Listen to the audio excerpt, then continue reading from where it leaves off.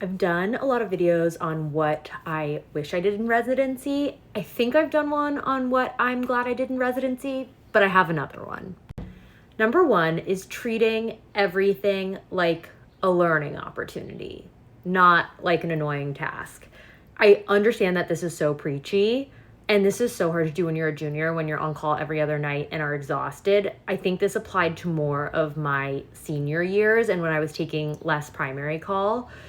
But it just makes things less annoying. Like when you get called for something in the middle of the night, instead of being like, oh my God, like I have to do this, you think of it as like, okay, this is a good practice for when I'm off in my own. Like, what would I do?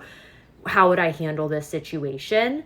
And also, it really is a learning opportunity. Like you think through the differential diagnosis, the steps and everything like that.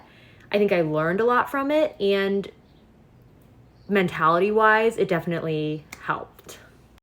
Number two is I'm glad I did not feel pressure to go out or like do all these crazy fun things on my nights off.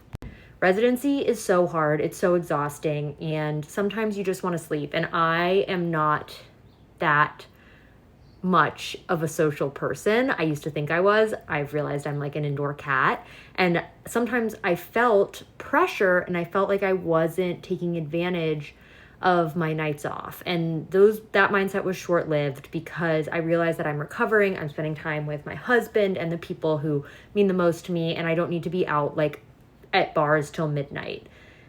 So realizing that and switching that mindset and not giving into like the FOMO, I'm so glad. I'm so glad I didn't do that.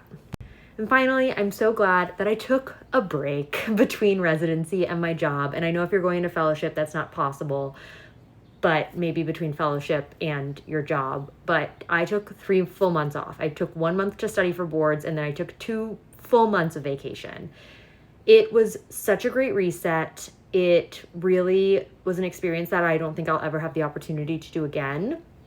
And it just is something I will always look back on fondly. And it really delineates the difference between, okay, I finished residency, I'm starting my real life now.